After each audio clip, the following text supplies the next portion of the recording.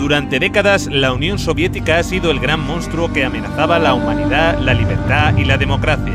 ¿Sabes cuál? La Unión Soviética. La Unión Soviética. ¡Qué La miedo! Unión Soviética. Actualmente, la prueba palpable del fracaso del socialismo. Vuestro modelo crea pobreza. Te lo dije en su... Sí, crea pobreza. El único intento que había en la historia humana, desgraciadamente, de igualdad, lo hicieron los comunistas, ¿no? En los países del este. Y fue un desastre. Pobreza y pobreza. Lo creasteis en la Unión Soviética. Pero si tan mal fue con el socialismo, ¿por qué la mayoría de los que lo vivieron quieren que vuelva? Y es verdad que se fueron, pero no se cuenta la segunda parte. La segunda parte, que en la Alemania del Este, en el Berlín actual, siguen votando a los antiguos comunistas.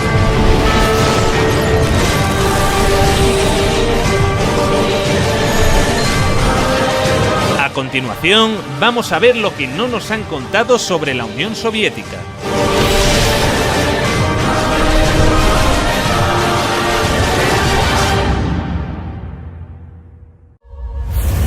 Esta es la evolución del PIB ruso en los últimos años del régimen zarista, prácticamente estancado hasta que se produce el origen de la Unión Soviética. Lo primero que harán será una reforma agraria que otorga a los campesinos propiedad sobre la tierra. Luego, los primeros años de socialismo, como consecuencia de la Primera Guerra Mundial y la Guerra Civil, fueron complicados. En 1921 se creará el Gosplan, el Centro de Planificación. Será un primer plan basado en la electrificación del país, necesario para desarrollar toda una serie de infraestructuras en un país en el que casi no había nada. Esto es lo que sucede con el PIB soviético cuando se inicia el Gosplan. Lo que muestra que la manera en la que los soviéticos habían organizado la economía no era un fracaso para nada. Hasta 1970, el crecimiento era alto. A partir de entonces, entre 1970 y 1980, el crecimiento era menor. Y el crecimiento del bloque blanco algo mayor. Los mecanismos de bloqueo aparecen en esa época. La única caída significativa fue durante la Segunda Guerra Mundial. Una guerra que, a diferencia de lo que nos vende Hollywood, fue ganada a los nazis gracias a la Unión Soviética.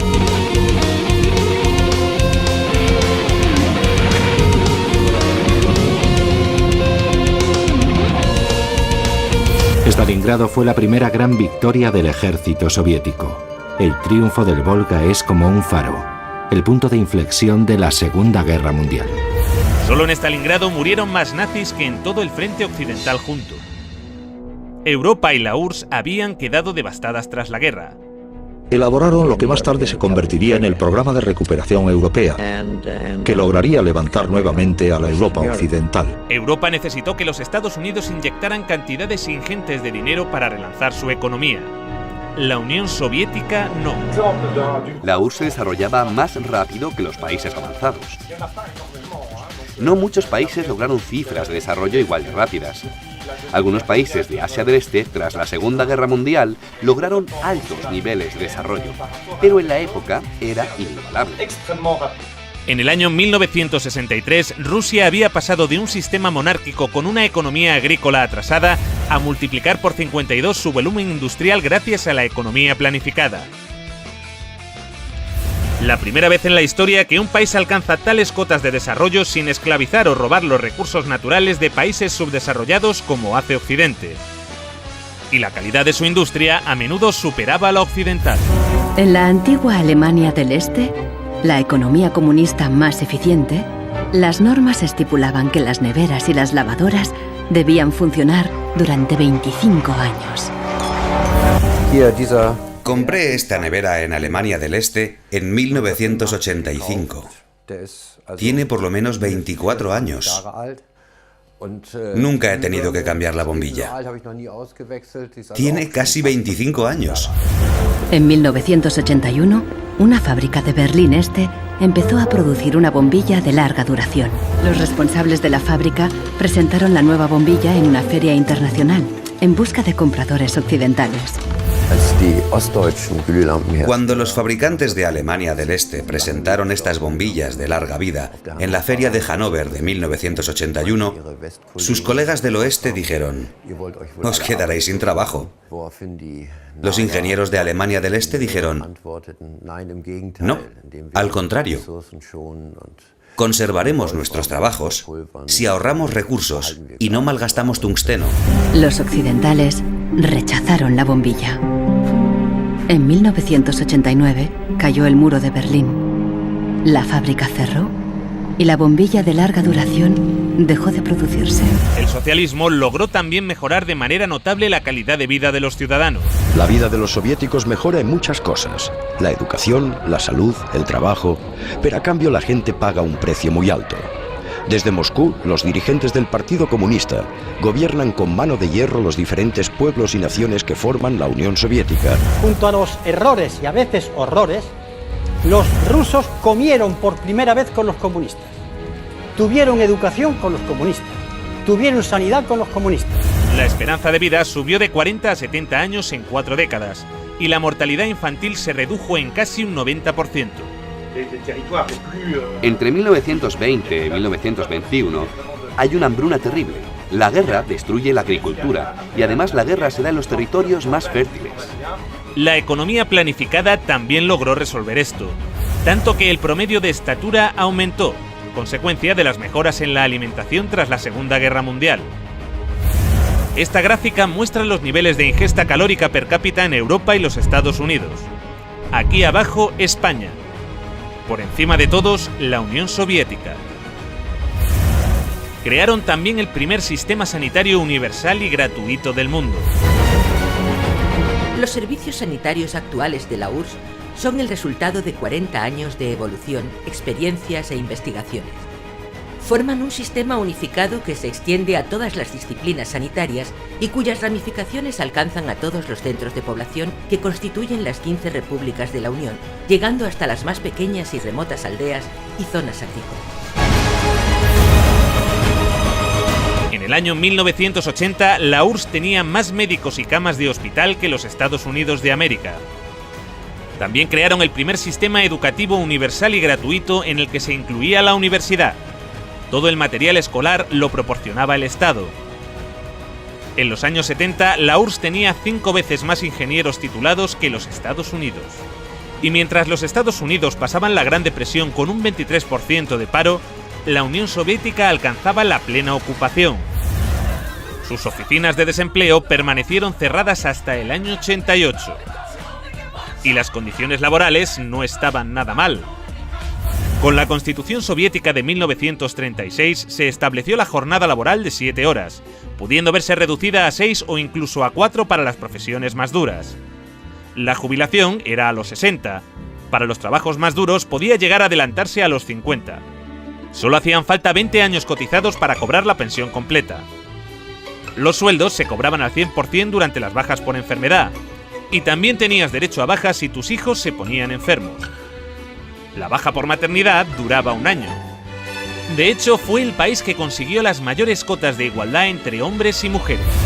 Antes, en la RDA de su juventud, la mujer era igual que el hombre, y a veces incluso superior. 9 de 10 trabajaban. Había guarderías para sus hijos y tenían tiempo de ocio. Este sistema de seguridad social serviría de inspiración a la socialdemocracia occidental, que llevaría a los Estados Unidos y a Europa a su mejor época de la historia en bienestar y derechos. Entre esos derechos están el acceso a un trabajo útil y remunerado, el derecho a unos ingresos suficientes para proveer de una adecuada alimentación, vestuario y esparcimiento, el derecho de cada familia a un hogar decente, el derecho a una cobertura médica adecuada y la posibilidad de tener buena salud y gozar de ella, el derecho a una adecuada protección ante los temores económicos vinculados con la vejez, la enfermedad, los accidentes o el desempleo. El derecho a una buena educación. Luego llegaron los liberales y empezaron a joderlo todo, pero esto es otra historia. Para el resto del mundo, el aporte científico de la Unión Soviética, incluso en economía, aunque no sea totalmente científica, es notable incluso para Europa. El virólogo soviético Viktor Sanov presentó su plan para erradicar la viruela ante la Organización Mundial de la Salud. Por primera vez en la historia, la humanidad lograba eliminar una enfermedad gracias a una campaña de vacunación en la que la Unión Soviética tuvo un papel fundamental. Fueron los primeros que lograron poner un satélite en órbita, el Sputnik. Los medios de comunicación de todo el mundo estaban embargados de emoción porque el hombre había podido llegar al espacio. El cosmonauta soviético Yuri Gagarin fue el primer hombre en viajar al espacio. Valentina Tereskova, la primera mujer. La Mir, la primera estación espacial. Incluso el primer teléfono móvil.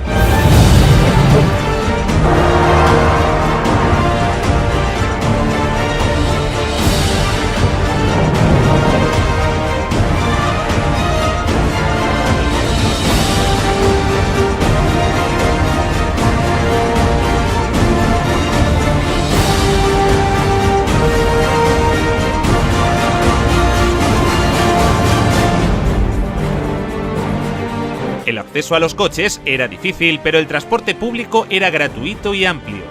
La red ferroviaria llegó a ser de las más grandes y desarrolladas del mundo. Nos enfrentamos al recorrido ferroviario más largo del mundo, el Transiberiano. Una sociedad que había logrado garantizar a todos los ciudadanos los bienes de primera necesidad. La vivienda, el agua, la luz o la calefacción no suponían más de un 30% del salario de un trabajador. Y si no podías permitirte una vivienda, el Estado te la regalaba. En la década de los 60 surgieron bloques de apartamentos en todas las ciudades soviéticas. Claro que estábamos contentos. Esperábamos esos apartamentos como el que espera a que el pastel salga del horno. Estábamos hartos de vivir con otras familias. Cuando nos mudamos nos pareció un paraíso. Vivimos aquí desde entonces y está muy bien.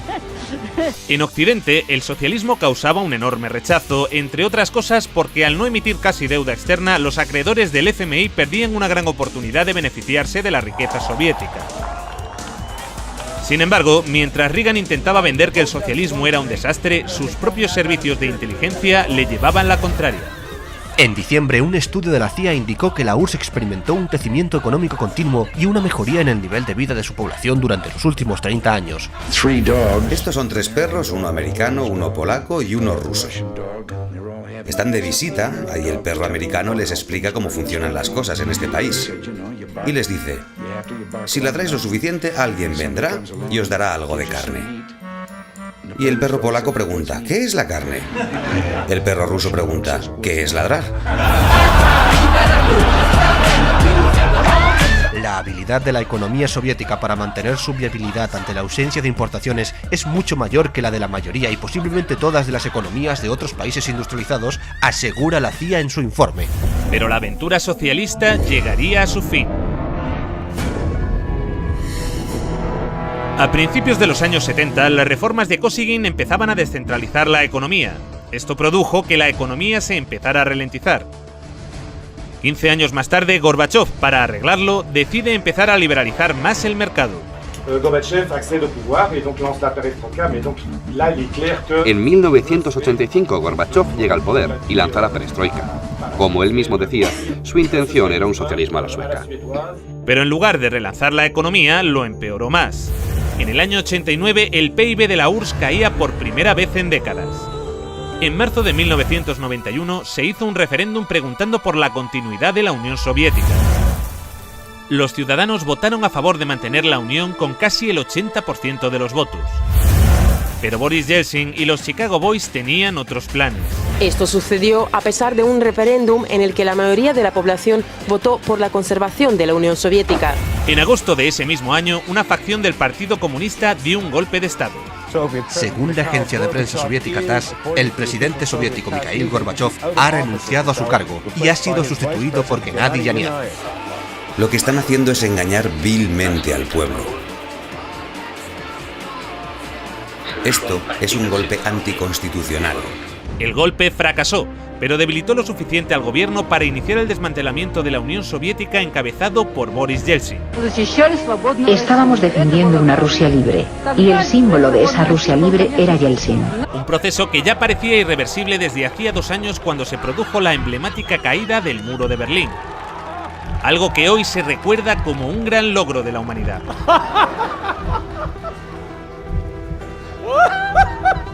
aunque poco se habló de lo que sucedió después.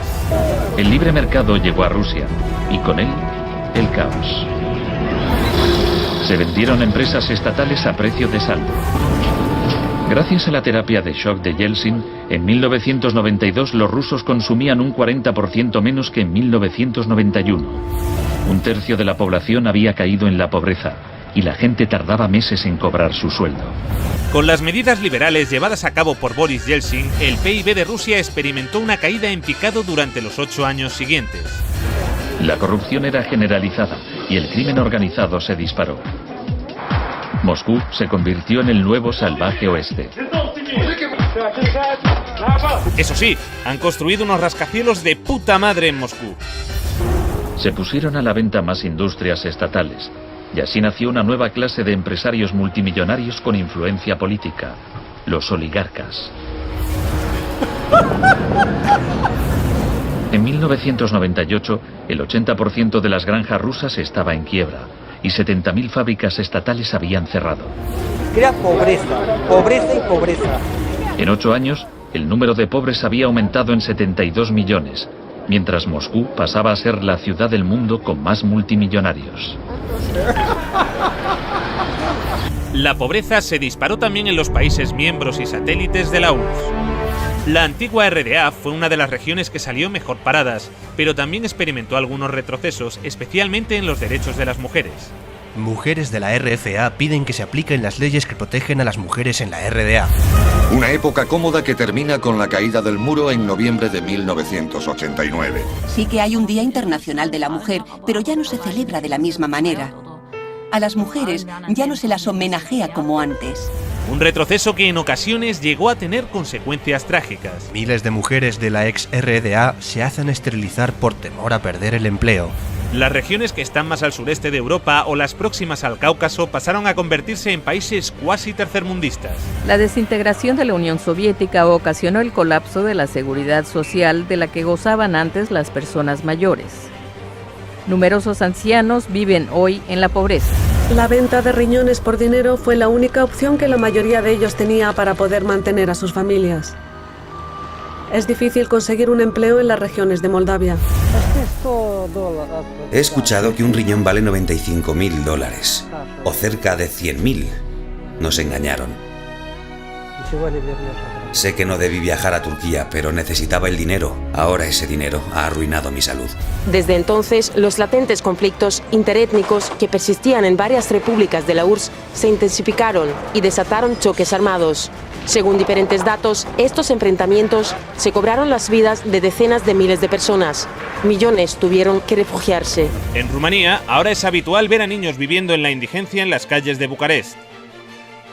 Y aunque los acreedores occidentales del FMI se beneficiaron enormemente de que en países como este se disparase la deuda externa, el grueso de la ciudadanía en Europa tampoco fue a mejor. En Europa hay 123 millones de pobres, pero los milmillonarios han continuado creciendo. Por alguna razón, desde la caída del muro de Berlín, en Europa no hemos parado de perder derechos y calidad de vida. Esa gran amenaza que se llamaba el comunismo y que estaba allí, obligó a los conservadores de aquí a tomar una serie de medidas. Dijeron, o les damos escuela y les damos sanidad y algo más, o aquellos del otro lado nos van a comer el turrón. Cuando cayó el telón de acero, esta amenaza desapareció. Y dijeron, bueno, ya no tenemos por qué darles nada, porque no existe la amenaza. Pero como la URSS y Yugoslavia no existen ya... Mientras, los que vivieron el socialismo en primera persona a menudo lo añoran. Cuando se cambió aquello y se encontraron que tenía que pagar la calefacción, la electricidad, etcétera, etcétera. Una encuesta publicada en 2014 revela que el 60% de los rusos quieren que vuelva la Unión Soviética. Y es verdad que se fueron, porque tenían enfrente un escaparate, pero no se cuenta la segunda parte. La segunda parte que en la Alemania del Este, en el Berlín actual, siguen votando a los antiguos comunistas. En las elecciones federales de Alemania, el nuevo Partido Socialista Unificado de la antigua RDA gana en los distritos de Berlín que pertenecían a la zona soviética. De hecho, se habla sobre todo con nuestros abuelos. Ellos nos cuentan lo que vivieron. Y en general lo hacen de forma positiva. En esa época había menos gente muy rica y todos los demás eran iguales. La riqueza se distribuía de manera equitativa. Había una justicia social. No es como hoy en día, que hay familias con menos recursos cuyos hijos no tienen grandes oportunidades. En Asia Central, esta añoranza es aún mayor. ¿Qué opinas de tu actual generación? Nos hemos quedado huérfanos. Los países se separaron y nos perdimos. Quizá en 20 años hayan desaparecido. Creo que las cosas iban mejor antes, en la Unión Soviética. En el mejor de los casos, solo unos 600 aldeanos aún viven aquí. Pero cuando Kirguistán formaba parte de la Unión Soviética, la gente de todas partes de la República deseaba venir a este lugar. Todo funcionaba. Las fábricas, las plantas. Las personas vivían de manera igualitaria. Al comparar, yo elegiría el estado en el que vivía cuando tenía 7 años. Con la llegada de Putin al poder, la economía empezó a recuperarse. Se redujo la pobreza y la criminalidad. Pero los niveles de bienestar jamás regresaron. La desigualdad sigue en los niveles de la época de Yeltsin. La tasa de mortalidad en Rusia aún está muy por encima de los niveles de la era soviética. Y esto es en parte debido al deterioro del sistema sanitario, que ahora es de pago. No tuve que pagar por la escuela y la universidad, pero recibíamos una buena educación. Nos curaban de forma gratuita. En julio de 2010 murió de cáncer, mi prima. No pudo encontrar 30.000 rublos para una operación. Estuvo acostada varios meses. Las dolorosas inyecciones también las tuvo que pagar. De manera que sí, todo un logro la caída del comunismo. Un logro de la hostia. En el próximo episodio... Pablo Iglesias y Eduardo Inda revelan nuevos e inquietantes datos sobre la figura de Stalin. Sin interrumpir, Pantuflo, sin interrumpir. Vamos a dejarlo de Pantuflo. Eso es una táctica estalinista. Vamos, por favor, a mantener el respeto. Adelante, Pablo, por favor, luego Eduardo. Pido perdón por utilizar una táctica estalinista. Como todo el mundo sabe, Stalin recomendó llamar Pantuflo a los interlocutores. Y cuando estéis en Stalingrado, luchando contra las tropas nazis, recordad esto. Tenéis que llamarlos a todos Pantuflo.